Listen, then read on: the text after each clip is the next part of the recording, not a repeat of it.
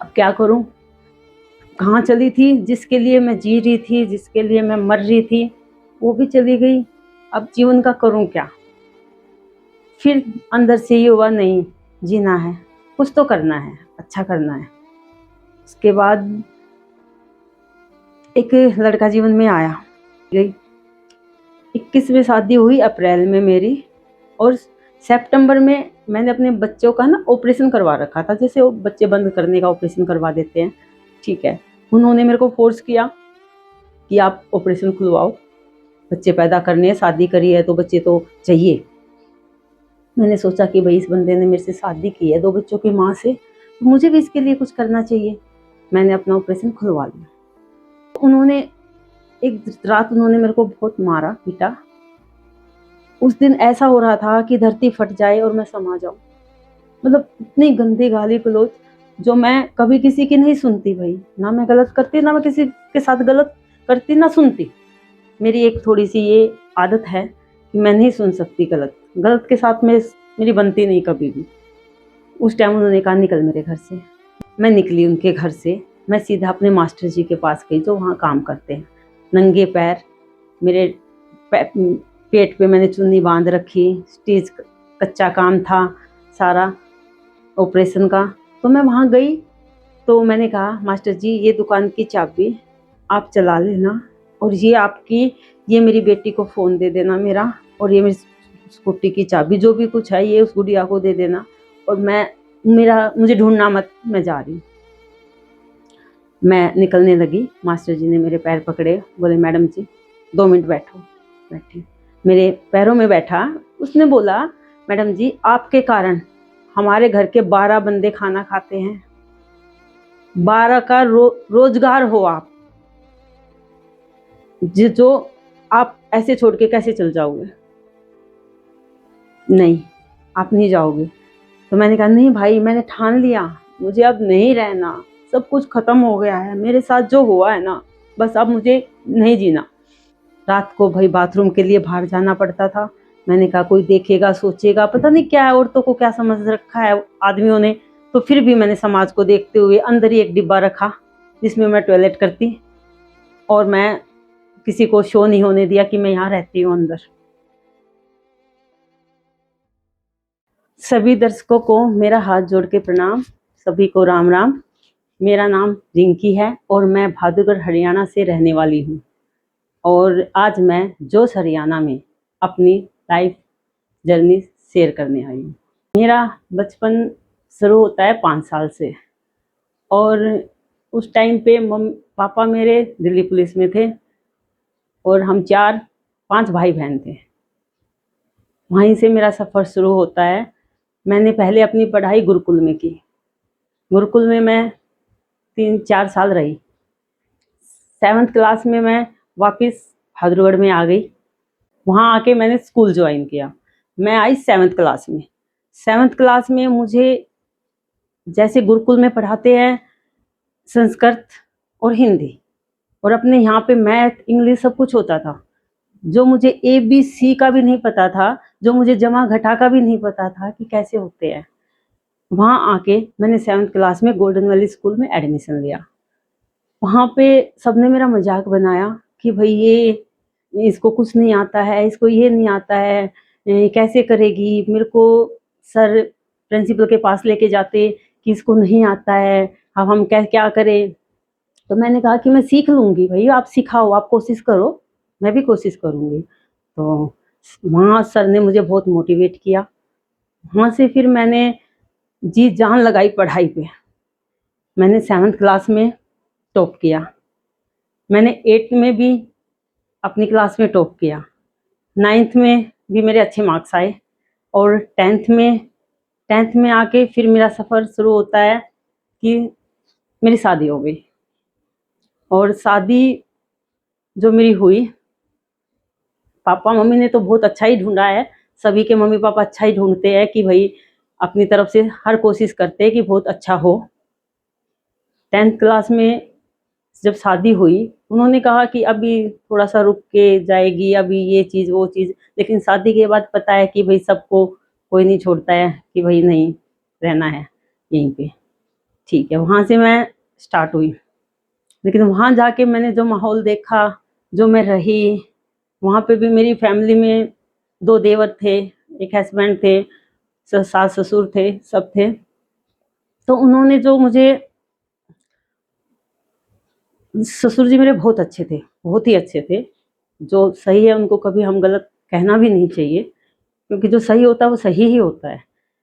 और उन्होंने मेरे को टॉर्चर किया। चलो भाई, सबकी स्थिति परिस्थिति अलग होती है, किसी के विचार मिलते हैं, किसी के नहीं मिलते किसी से, ये सब चलता रहता है, ठीक है। तो मैंने पूरी जी जान लगाई निभाने की कि भाई मैं निभाऊंगी, बहुत अच्छे से करूंगी। इसी बीच मेरे को एक बेटा हो गया, एक बेटी हो गई, 2 बच्चे हो गए मेरे। फिर हम दिल्ली शादी हुई थी मेरी। फिर हम आ गए गाँव में। जो मेरा गाँव है रोहतक के पास ही है, रुड़की। वहाँ पे मेरी सास ले आई मुझे। तो उन्होंने कहा नहीं, इससे काम करवाना है, ऐसे नहीं रखना है इसको, ये करना है। मैंने कहा ठीक है भाई, जैसा तुम करवाओगे कर लेंगे, मुझे बता दो। मेरे को एक जुनून था, कोई भी चीज़ मुझे बताओ, मैं सीखूंगी और मैं कर दूंगी। खेत में जाना है, जहाँ मैं कभी खेत में गई नहीं थी। गाय भैंस का काम करना है, जो मैंने कभी किया नहीं था। लेकिन मैंने कभी किसी चीज़ को डिनाई नहीं किया कि मैं नहीं कर सकती, मैं कर सकती हूँ। कुछ भी बताओ, कुछ भी। यहाँ तक कि उन्होंने गाँव में, अब मैं आपको क्या ही बताऊं, एक लैट्रिन का खड्डा जो होता है वो भी मैंने डाल के सिर पे, तसले पे, कुर्डी पे ढोया है। वो सब भी मैंने किया है। लेकिन मैं कभी किसी चीज़ से पीछे नहीं हटी। वो काम छोटा हो बड़ा हो, घर का काम है, क्या हो गया, करना है तो करना है। उसके बाद वहाँ पे लड़ाई झगड़े इतने बढ़ते रहते, हर तीसरे दिन मार पिटाई, ये चलता ही रहता। देवर हस्बैंड जो भी कुछ होते, जो भी था। तो पापा आते, समझाते जाते, ऐसे करते करते 8 साल बीत गए शादी को। 2000 में शादी हुई थी और 2008 में आके वापस मैं घर आ गई। उस टाइम पे मेरा बेटा 5 साल का था, मेरी बेटी 3 साल की थी। उन्होंने बेटे को नहीं दिया मुझे, और बेटी मेरे साथ आ गई थी। वहाँ से भी मैं अपने आप से नहीं आई थी। वहाँ पे हालात कुछ ऐसे हो गए थे कि उन्होंने मेरे को मार पीट के ऐसे डाल रखा था कि मुझे उठा के लाया गया था बेटा। फिर उस टाइम के बाद हुआ क्या कि घर पे आ गए, ठीक है। 3 साल की मेरी बेटी थी और मैं जो थी कुछ कर नहीं रही थी। 10th क्लास में शादी हो गई थी, करूँ क्या। मैंने अपनी 10th की पढ़ाई स्टार्ट की। मैंने 10th की और उसमें मैं मेरिट लाई। उसके बाद मैंने 12th की कि भाई मुझे कुछ तो करना है, मुझे कुछ तो करना है। बस अंदर एक जुनून था, मुझे कुछ करना है। घर पे मम्मी है, मम्मी वगैरह सब सोचते हैं कि भाई लड़की है। अब हम अपनी लड़की का कर रहे हैं, क्योंकि हमारे हरियाणा में ऐसी सोच है थोड़ी सी कि हम अपनी बेटी का करें या उसके भी बच्चों का करें, अपने बच्चों का वो खुद करे। तो ऐसी थोड़ी सी सोच थी। लेकिन वो उनकी सोच भी, वो अपनी जगह बिल्कुल ठीक थे, क्योंकि जिस हिसाब से उन्होंने व्यवहार कर रखा था, जो भी कुछ, उस हिसाब से ऐसा नहीं था। तो मैं उनको बिल्कुल गलत नहीं कह सकती, क्योंकि मुझे ऐसा फील हुआ कि मैं इन पे बोझ बन गई हूँ, घर वालों पे। तो मैंने कहा नहीं, मुझे कुछ करना है, मुझे कुछ करना है। फिर दिमाग में आया, यार तू पढ़ी नहीं है, 10 क्लास पढ़ रखी है, तू करेगी क्या। कंप्यूटर तेरे को नहीं आता, ये चीज़ तुझे नहीं आती, तू कहाँ जॉब करेगी, कौन तुझे रखेगा, कितने पैसे रखेगा, तेरा गुजारा कैसे होगा, तू अपनी बेटी को कैसे बड़ा करेगी, कैसे उसको हर सुविधाएं देगी, क्या करेगी। फिर एक मेरे गुरु थे, उन्होंने मुझे गाइड किया कि आप सिलाई सीखो। तो मैंने, सरकारी सेंटर खुलते थे पहले, आज भी होंगे पता नहीं, 6 महीने का उनका कोर्स चलता है, जिसकी फीस होती है मात्र 150 रुपये उस टाइम पे। मैंने वहाँ जाके मैडम से बात की और मैंने बोला, मैम मुझे आप सिर्फ सूट बता दो कैसे काटते हैं, सिर्फ मुझे और कुछ नहीं चाहिए, मुझे ये बता दो सूट कैसे काटते हैं। तो उन्होंने कहा कि मैंने कहा मैं आपकी पूरी 6 महीने की फीस पे करूँगी, आप मुझे सिर्फ इतना बताओ, मुझे और कुछ नहीं करना। तो मैडम ने मुझे थोड़ा सा आइडिया दिया, उनका आइडिया लिया। उनका आइडिया लेके ऐसे मैं घर पे कुल 10 दिन ही गई थी मैं उनके सेंटर में, और मैंने आके सूट सिलना स्टार्ट कर दिया। मैंने आसपास की लेडीज पड़ोस में है जो, उनको बोला आंटी मेरे से सिलवा लो। 10-10 रुपए में मैंने सूट सिलना शुरू किया। धीरे धीरे भीड़ होती गई, काम आता गया। 10 से 20 रुपए किए मैंने, 20 से 25 किए, 30 किए, ऐसे स्टेप बाय स्टेप बढ़ता गया। और मैंने अपना काम स्टार्ट किया और मैंने अपनी बेटी को पीडीएम स्कूल में डाला। सोचा कि भाई अच्छे स्कूल में डालना है। उस टाइम पे पीडीएम बहुत अच्छा स्कूल था। मैंने अपनी बेटी का एडमिशन वहाँ करवाया, मम्मी के पापा के पास रह के। फिर मैंने 12th की। 12th के बाद मैंने ग्रेजुएशन की और मैंने आईटीआई में एडमिशन लिया। और मैंने कहा कुछ और सीखना है, कुछ और अच्छे लेवल पे जाना है, कि क्या पता आईटीआई करने के बाद सरकारी जॉब मिल जाए मुझे, मैं ज़िंदगी थोड़ी स्टेबल हो जाए, इनकम का साधन हो जाए। तो मैंने ये सोच के मैंने आईटीआई की, सिलाई कढ़ाई और टीटीसी टीचर ट्रेनिंग मैंने 3 साल वहाँ दिए। साथ साथ डिस्टेंस से मैंने बीए भी की। और उसके बाद मैं अपना घर पे ही एक, जैसे बोलते हैं जहाँ भैंस वगैरह बांधते हैं, वहाँ मम्मी ने पहले भैंस वगैरह ले रखी थी। तो वहाँ मैंने सिलाई रखी, भैंस की दलानी बोलते हैं उसको। तो उस दलानी में मैंने अपनी मशीन रखी। और वहाँ हमारे एक रूम में एसी लगा हुआ था। एसी की जो पीछे से गर्म हवा आती है ना, वो सीधी उसी में जाती थी। मैंने, कोई भी मेरे पास सूट सिलवाने आता था, कहते तू कैसे बैठती है, कैसे करती है? अरे कोई नहीं, काम करना है, ऐसे ही तब के ही आगे बढ़ना है। तो मैं, भाई घर भी डिस्टर्ब ना हो, बहन भाई मम्मी पापा, इसलिए मैं वहाँ भैंस वाले में बैठ के और अपना सिलाई करती थी। फिर धीरे धीरे जैसे इनकम हुई, पहले मम्मी की मशीन से सिलती थी, फिर मैंने अपनी एक अच्छी मशीन ले ली। मशीन के बाद मैंने फिर 1 से 2 मशीन ली, फिर इंटरलॉक की मशीन ली, फिर मैंने 3 मशीन करी। और मैंने धीरे धीरे सेटअप ऐसा कर लिया कि अपनी एक वर्कशॉप सी हो गई। फिर मैंने पापा को बोला कि वहाँ आगे वाली जगह में मैं अपनी एक दुकान टाइप करनी है मुझे। तो वहाँ जाके मैंने अपना सेटअप किया पूरा अच्छे से, दुकान वगैरह खुद काटती सिलती। मेरी गुड़िया भी स्कूल से आती थी, वो भी धीरे धीरे बड़ी हो रही थी साथ में, तो वो भी मेरी हेल्प करवाती थी स्टिचिंग में। कभी इंटरलॉक किया, मम्मी मैं ये कर देती हूँ, वो कर देती हूँ, उसने भी काफ़ी मुझे हेल्प किया। फिर ये 2017 में मैं अपने घर से यहाँ ओमैक्स में आई। मैंने एक दुकान ली रेंट पे और वहाँ से मैं कपड़ा भी सेल करने लगी, साथ साथ सिलाई कर रही थी। काम ज़्यादा बढ़ने लग गया और मैंने 1-2 मास्टर रख लिए और जिनसे मैं खुद काटने लगी और मैं उनसे सिलवाने लगी। अब धीरे धीरे ऐसे ऐसे काम बढ़ा कि परमात्मा की ऐसी दया हुई, ऐसी कृपा हुई कि मैंने अपना खुद का फ्लैट ले लिया। 2018 में मैंने अपना फैशन शो करवाया, जो कि पहली बुटीक वाली थी जिसने बहादुरगढ़ में फैशन शो करवाया है। वहाँ से प्रचार बढ़ने लग गया और काम स्टेप बाय स्टेप बढ़ने लगा। उसके बाद क्या हुआ कि गुड़िया जो मेरी थी, भाई बच्चा 10th क्लास में हो चुकी थी गुड़िया मेरी। और बच्चों को क्या होता है, वो एक एज ऐसी होती है कि मम्मा अगर किसी चीज़ को मना कर रही है कि नहीं बेटा रुको, ऐसे वैसे, तो बच्चों को लगता है कि बाउंडेशन है, हमें रोक रहे हैं, अच्छे नहीं है, ये वो। तो थोड़ा किसी को भी लगता है, हम किसी को भी ज़्यादा बांधने की कोशिश करेंगे तो वो खुलेगा कि जाएगा हाथ से। ऐसी सिचुएशन आ जाती है कई बार, तो मेरे साथ भी आई। 2020 में बेटी भाई से ऐसे बात करने लगी, भाई भी आने लगा। ठीक है, सब ठीक था, हो जाता है, घर में सबके घरों में होती है मुटाव उतार चढ़ाव सब। मैं और गुड़िया रहते थे अपने फ्लैट में। फिर हुआ क्या कि वो गुड़िया अपने भाई के साथ अपने घर चली गई, वहाँ रोहतक। मैं इतनी अकेली हो गई, मुझे लगा अब क्या करूं, कहाँ चली थी, जिसके लिए मैं जी रही थी, जिसके लिए मैं मर रही थी, वो भी चली गई। अब जीवन का करूं क्या? फिर अंदर से ये हुआ, नहीं, जीना है, कुछ तो करना है, अच्छा करना है। उसके बाद एक लड़का जीवन में आया, ठीक है। तो सब ने मुझे कहा, कस्टमर मेरे जो फैमिली की तरह ही हो जाते हैं, उनसे इतना लगाव हो जाता है कि भाई फैमिली बाद में, पहले वो हो जाते हैं।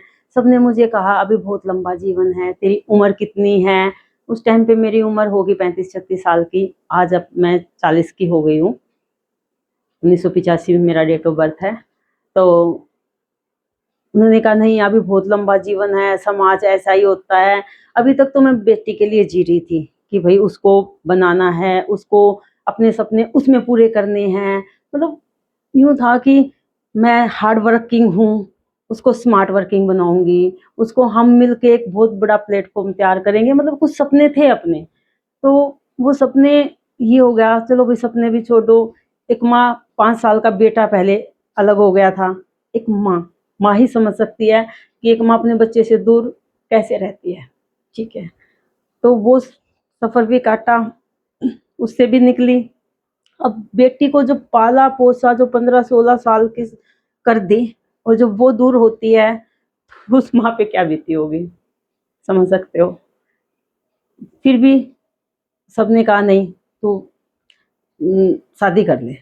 तो मैंने कहा, फिर मैंने डिसीजन ले लिया कि भाई शादी करनी है दूसरी। बहुत लंबा जीवन है, कैसे कटेगा ये वो। समाज का जहाँ भी जाते हैं वहीं जेंट्स मिलते हैं, कोई कैसी नज़र से देखता है, कोई कैसे देखता है। लेकिन नहीं, हमें ना मतलब उस टाइम पे इतना ज्ञान नहीं था, इतनी समझ नहीं थी कि भाई बिना शादी के भी अकेला जीवन जिया जा सकता है। नहीं, तो एक लड़का था मैंने उससे मम्मी पापा को बताया कि पापा मैं शादी कर रही हूँ, ऐसे ऐसे करनी है मुझे, भाई अब अकेले मैं कैसे रहूँगी। तो मम्मी पापा ने कहा भाई ठीक है। मम्मी पापा ने ही मिलके मेरी शादी करवा दी।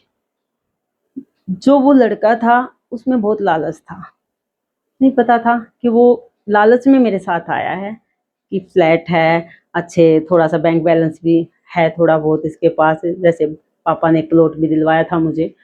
तो नहीं पता था मुझे कि उसकी सोच क्या है, बस दिखाता ऐसे था कि बहुत बढ़िया है, बहुत अच्छा है। तो भाई मैं इतनी भावुक टाइप थी कि भाई जहाँ थोड़ा सा प्यार दिख रहा है कि भाई ठीक है, नहीं अच्छा है।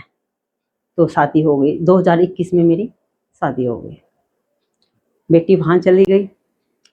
21 में शादी हुई, अप्रैल में मेरी, और सितंबर में मैंने अपने बच्चों का ना ऑपरेशन करवा रखा था, जैसे वो बच्चे बंद करने का ऑपरेशन करवा देते हैं। ठीक है, उन्होंने मेरे को फोर्स किया कि आप ऑपरेशन खुलवाओ, बच्चे पैदा करने हैं, शादी करी है तो बच्चे तो चाहिए। मैंने सोचा कि भाई इस बंदे ने मेरे से शादी की है 2 बच्चों की माँ से, तो मुझे भी इसके लिए कुछ करना चाहिए। मैंने अपना ऑपरेशन खुलवा लिया। वहाँ जो ऑपरेशन खुला, वहाँ से जो जीवन चला, वहाँ से जो दर्दनाक स्टोरी मेरे साथ हुई, उसका आज भी अगर मैं सोचती हूँ ना तो मेरी रूह कांप जाती है। मुझे उस ऑपरेशन में इन्फेक्शन हो गया। ठीक है, इन्फेक्शन हुआ, दर्द ही बंद नहीं हुआ। मतलब हर जगह दिखा लिया, दर्द ही बंद नहीं हो रहा, दर्द ही बंद नहीं हो रहा। मैं हॉस्पिटल गई, मैंने उनको कहा मेरा दर्द बंद करो, आपने ऑपरेशन किया कैसे है, आपने कुछ तो कमी छोड़ दी है तभी तो ऐसे हो रखा है। लेकिन नहीं, नहीं हुआ। उन्होंने फिर एक सर्जरी और कर दी, बोले इन्फेक्शन हो गया अंदर, आपकी एक सर्जरी और होएगी। उन्होंने मेरा पूरा यहाँ से यहाँ तक पूरा पेट काटा और मुझे 20 दिन के लिए ओपन छोड़ा, खुला मेरा, टाके स्टिच नहीं दिए। पट्टी भरते निकालते, पट्टी भरते निकालते। वो एक ऑपरेशन से भी बड़ा दर्द था, जो डेली 3 बार मेरी ड्रेसअप हो रही है, निकालना, सफाई हो रही है, ये हो रहा है। उस दर्द से मैं निकली, दोबारा टाके दिए गए, फिर भी वो दर्द बंद नहीं हुआ। 1 साल ऐसा ही चलता रहा, 2022 तक। फिर उनकी बहनें, हस्बैंड की, सेकंड हस्बैंड की बहन, वो सब करने लगे कि भाई पता नहीं इसको बच्चे होंगे नहीं होंगे, ये हमारे काम की है नहीं है। और साथ साथ में भाई मेरा पेट कटा पड़ा था, लेकिन मेरा दिमाग तो चल रहा था। मैं अपने बुटीक को भी रन करती रही, दिमाग से मास्टर काम कर रहे थे, उनको बताती रही, फ़ोन पे अटेंड करवाती रही कस्टमर। मैंने अपना काम नहीं छोड़ा, चाहे स्थिति कैसी भी हुई, फिर मैंने काम पे मेरा ध्यान पूरा था। उन्होंने हस्बैंड ने मेरी कोई जमा पूंजी थी सब निकलवा ली, सब लगा ली, ऐसे ही इमोशनल कर करके। भाई मेरे को तो ये लगता था कि मेरे लिए तो ये भगवान है, अब सेकंड मैरिज की है, कहाँ जाऊंगी मैं, जाऊंगी कहाँ। लेकिन वो भगवान का को जो मंजूर होता है वो तो नहीं पता होता है। वहाँ से फिर मैं, जो मेरे हस्बैंड थे मार पिटाई पे आने लगे। मैंने सोचा इस उम्र में आके शादी की, वो भी सेकंड, पिटने के लिए। मैं गलत चलती हूँ, मैं घर से गिरती हूँ, मैं कहना ना मानती हूँ, तो आदमी समझ में आता है कि भाई हाँ ये कमियां हैं, लेकिन फिर भी उनकी मारपीट, उनकी गाली गलौज, उनके ये चीज़ वो चीज़, भाई नहीं। और ऊपर से मेरी सर्जरी हो रखी है। तो वो जो सफ़र मैंने तय किया, तो उन्होंने एक रात उन्होंने मेरे को बहुत मारा पीटा। उस दिन ऐसा हो रहा था कि धरती फट जाए और मैं समा जाऊं। मतलब इतनी गंदी गाली गलौज जो मैं कभी किसी की नहीं सुनती भाई, ना मैं गलत करती, ना मैं किसी के साथ गलत करती, ना सुनती। मेरी एक थोड़ी सी ये आदत है कि मैं नहीं सुन सकती गलत, गलत के साथ में मेरी बनती नहीं कभी भी। उस टाइम उन्होंने कहा निकल मेरे घर से। मतलब इतनी गंदी गाली गलौज मैं आपको बता नहीं सकती। वो गालियां उन्होंने मुझे दी जो मैं सुन भी नहीं पा सकती थी, और मुझे कहा निकल हमारे घर से। मतलब निकालने के लिए तो बहुत बार कह चुके थे कि निकल यहाँ से, निकल यहाँ से, हमारा घर, हमारा घर। तो मैं सुबह 5 बजे वहां से निकल गई उनके घर से। उन्होंने मेरे को रात को गला दबा के भी मारने की कोशिश करी। बहुत सारे इंसिडेंट हुए, अब एक एक मैं आपको बताऊंगी तो बहुत लंबी कहानी हो जाएगी। मैं वहां से निकली, मेरा जो फ्लैट था वो रेंट पे चढ़ा रखा था। मैं गांव से निकली वहां उनके, तो कहाँ जाऊं। मैंने सोचा, बीच में मेरी गुड़िया भी वापस आ गई थी, मैंने उसकी भी शादी की। जब गुड़िया उन्होंने नहीं रखी, उसके पापा वगैरह ने, उसके पापा थोड़े से मेंटली हैं, मतलब साइको टाइप या मेंटल है, थोड़ा सा उनका इलाज विलाज चलता है, तो नहीं रखी। तो मैंने उसको पाला है, पोसा है, तो मेरा फर्ज बनता था, मेरा जो फर्ज बनता था जैसा भी मेरे से हुआ, मैंने उसका, एक लड़का बहुत अच्छा था, मैंने उसके साथ उसकी शादी कर दी 5 आदमियों से होटल बुक करके। ठीक है, वो अपने घर में खुश थी। अब वहां से जो मैं निकली उनके घर से, मैं सीधा अपने मास्टर जी के पास गई जो वहाँ काम करते हैं। नंगे पैर, मेरे पेट पे मैंने चुन्नी बांध रखी, स्टिच, कच्चा काम था सारा ऑपरेशन का।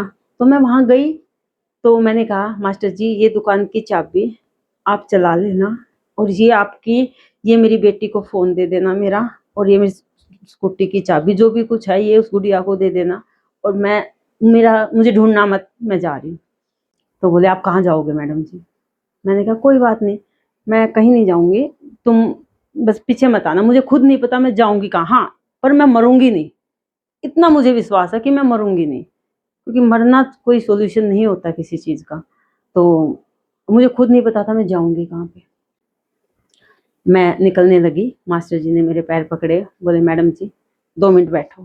बैठी, मेरे पैरों में बैठा। उसने बोला मैडम जी आपके कारण हमारे घर के 12 बंदे खाना खाते हैं, 12 का रोजगार हो आप, जो आप ऐसे छोड़ के कैसे चल जाओगे। नहीं, आप नहीं जाओगे। तो मैंने कहा नहीं भाई, मैंने ठान लिया, मुझे अब नहीं रहना, सब कुछ खत्म हो गया है, मेरे साथ जो हुआ है ना, बस अब मुझे नहीं जीना।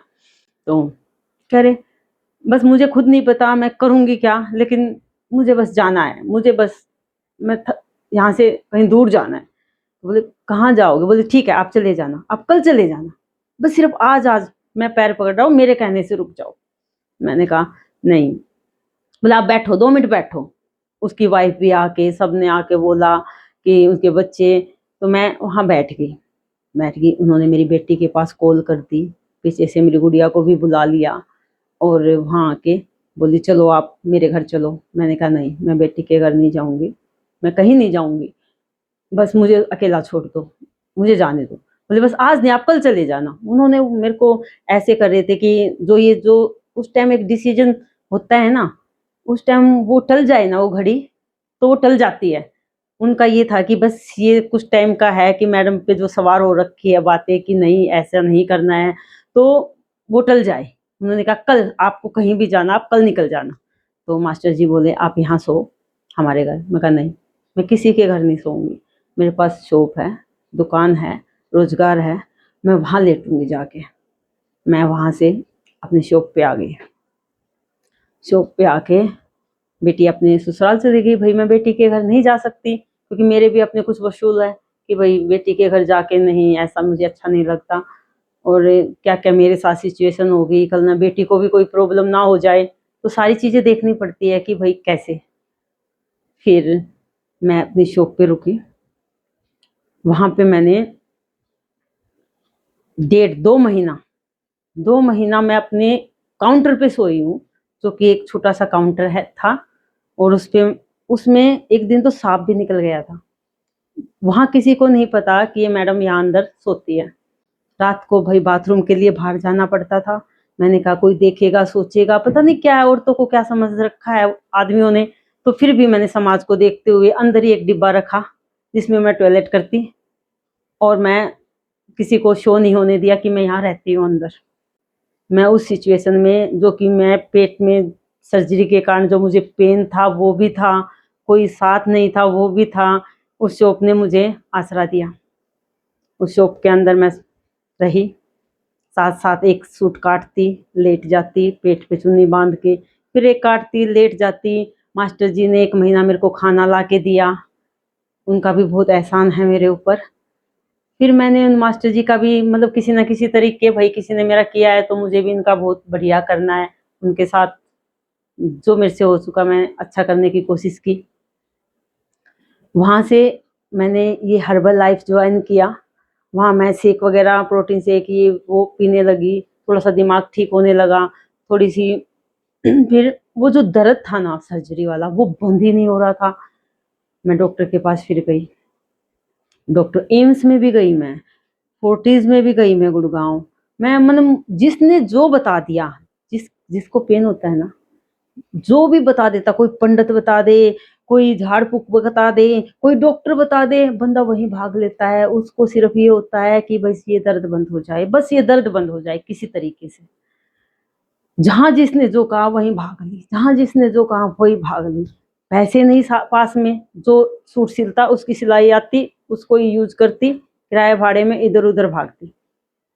ठीक है, पीजीआई में गई, पीजीआई वालों ने बोला कि आपकी सर्जरी होएगी एक और, लेकिन गारंटी नहीं है कि आप ठीक होगे या नहीं होगे, हम स्टिच नहीं देंगे। तो वो टीबी का इन्फेक्शन फैल चुका है और यूट्रस में भी स्टार्ट हो चुका है, और वो इतना फैल चुका है कि मतलब हम कोई गारंटी नहीं लेंगे आपकी। मैंने कहा जब आप गारंटी नहीं ले रहे हो, मेरी दवाई वापस बांधो, मेरे को बेहोशी का इंजेक्शन मत दो, मुझे सर्जरी नहीं करवानी।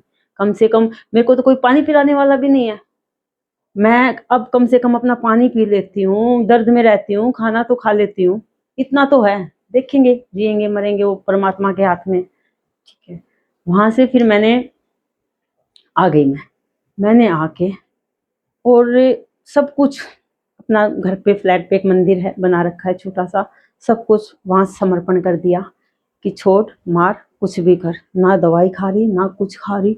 वहां से चमत्कार स्टार्ट हुआ। 6 महीने में जो मैंने पूजा पाठ, जो नाम जप, जो मैंने एक आचार्य प्रशांत जी हैं जो उस पे यूट्यूब पे हर जगह है, उनको सुनती थी मैं। वहां से मुझे मोटिवेशन मिलती थी कि औरत बहुत शक्तिशाली होती है, औरत कुछ भी कर सकती है, ये वो एक जुनून तो पहले से ही था खून में। और फिर प्रेमानंद महाराज को सुनती थी। वहां से मैंने जैसे डिप्रेशन की बीमारी होती है कि वो कहानियां चलती रहती, ये हो गया वो हो गया, उससे जो नाम जब का सहारा लिया उससे मेरे को एक दिमाग की मेंटली रिलीफ मिला बहुत ज़्यादा। और वहाँ से मैं 6 महीने में धीरे धीरे मेरा पेन कम होता गया, कम स्टेप बाय स्टेप। मैंने कहा मुझे आराम है, मुझे आराम है, तो ऐसे वो आराम होता होता बिल्कुल ख़त्म हो गया। 6 महीने में मैंने एमआरआई करवाया, उसमें नॉर्मल रिपोर्ट, कुछ नहीं उसमें। तो मैंने कहा आज तक तो मेरा लास्ट स्टेज हो रही थी, अब मैं नॉर्मल हूँ। सब परमात्मा की इच्छा दया है, उन्होंने मेरे को इतना कुछ बचाया है, सहारा दिया है ऐसी हालत में। तो वहां से मैंने उस दर्द से निकली मैं। फिर एक जुनून कि अब जितना भी जीवन बचा है, जितना भी जीवन बचा है अच्छे कर्म करने हैं। पहले अपने आप को स्टेबल करना है, मजबूत करना है, कि जब आदमी खुद मजबूत होता है ना तो दूसरों की हेल्प करने में इजीली होता है उसके लिए, कि वो आसानी से कर पाता है। जब उसके पास खुद ही कुछ नहीं होता तो वो अगले बंदे की क्या हेल्प करेगा। ये सोच के मैंने, अपना फ्लैट हो गया था तो भगवान ने ऐसा चमत्कार किया कि ऐसे मेरा एक लोन हो गया। और मेरे एक गुरुजी उन्होंने बोला कि आप दुकान के लिए ट्राई करो, अपनी खुद की लो। तो मैंने अपनी ऐसे ही पूछा, जहाँ मैं शॉप, मेरी रेंट पे शॉप थी उसी के पास में मेरी 4 नंबर थी और मुझे 1 नंबर शॉप मिल गई, और जो मेरी खुद की हो गई। अब मैं उसकी रजिस्ट्री, अब जिसकी मैं खुद, भगवान ने मुझे उसकी दया से मालिक बना दिया। आज मेरे पास खुद का फ्लैट, खुद की शॉप है, और मैं 8-10 बंदों को काम भी दे रही हूँ, और जिससे मुझे बहुत सेटिस्फैक्शन मिलता है। उसके बाद जब कोई भी बंदा मुझे, कोई भी लेडीज़ मुझे ऐसे दिखती है ना कि भाई उसने एक्चुअल में वो परेशान है या कोई प्रॉब्लम है, एक्चुअल में उसको कुछ दिक्कत है, तो मुझे ऐसा लगता है कि मैं उसके साथ बैठ के उसको सुनूं, उसको जितना मुझसे मैंने लाइफ का स्ट्रगल देखा है, एक्सपीरियंस देखा है, उसको पॉजिटिव करूं, उसको अच्छे गाइड करूं कि भाई हाँ तुम ये करो। अगर मैं किसी के काम आ सकूं, जैसे कई बहनें ऐसे होती है, कोई पढ़ी लिखी नहीं होती कि वो जॉब कहाँ करे, क्या करे, कहाँ जाए, सिलाई सीख सकते हैं भाई, हम हाथ के कारीगर होते हैं, हम कभी मार खा ही नहीं सकते जिंदगी में। तो मैं उनको, मेरी एक यही सलाह है कि बहन कभी भी हार के गलत डिसीजन मत नहीं लेना। जिंदगी बहुत बड़ी होती है और ये छोटे छोटे पॉइंट होते हैं जिंदगी में दुख सुख के। अगर हम गृहस्थ जीवन में या ऐसे जीवन में रहेंगे तो दुख सुख तो आते जाते रहेंगे, लेकिन उनका सामना करते हुए, आगे बढ़ते हुए, अपना एक अच्छा उद्देश्य रखते हुए कि भाई हमें जिंदगी में करना क्या है। और आज के टाइम में जो मैंने स्ट्रगल किया, सब कुछ किया, तो मेरे बेटे की भी शादी हो रखी है, मेरी बेटी की भी शादी हो रखी है, मेरी बेटी को बेटी हो रखी है, और मेरे बेटे को 3 साल का बेटा भी हो रखा है, और मैं दादी नानी सब बन रखी हूँ। और अपने, मुझे नहीं लगता कोई दुख है, लेकिन बस ये है कि उनका सामना करना होता है, कैसे करना होता है, सॉल्यूशन पे काम करना होता है, कोई दुख नहीं होता, और अपना अच्छे से जीना होता है। बच्चे, बेटा बहू भी आते हैं कभी कभी मिलने, बेटी भी पास में ही है जहाँ मैं रहती हूँ, थोड़ा सा आस पास, वो भी मिलती है, तो सब बढ़िया है। मम्मी पापा के घर भी चली जाती हूँ। एक टाइम ऐसा था कोई भी साथ नहीं था, आज सब साथ है, तो वो सब क्या होता है, एक स्ट्रगल किया होता है, मतलब जेन्युइन तरीके से कि भाई हाँ ये चीज़ें ऐसे है। अब मेरा सिर्फ एक ही मोटिव है कि मैं उन लेडीज़ों को जो ज़िंदगी से हार मान जाती है, जो उनमें एक जोश भरना चाहती हूँ, जोश हरियाणा के माध्यम से, कि वो इसमें अपने आप को कम ना समझे। नारी वो शक्ति है जो, वो अगर वो पहचान लेना कि हम क्या है, तो हम कुछ भी कर सकते हैं। कोई बात नहीं, हम बहुत बड़े लेवल पे नहीं कर सकते, छोटे पे कर सकते हैं। स्टार्ट तो करो, स्टार्ट तो करना ही पड़ेगा ना, किसी न किसी को शुरुआत तो करनी ही पड़ती है। आज मैं पहली बार कैमरे पे आई हूँ और मैंने पहली बार मैं फेस कर रही हूँ, मेरे अंदर भी पता नहीं कितनी हेजिटेशन है, क्या है, लेकिन जो सच्चाई है, जो बीत रखी है, वो बताना है, वो बताया है। वो कि कोई एक बंदा भी अगर मोटिव मेरे उससे लेके और अपना जीवन पटरी पे लाए, तो मैं अपने आप को बहुत खुशकिस्मत समझूंगी। धन्यवाद। जय हिंद।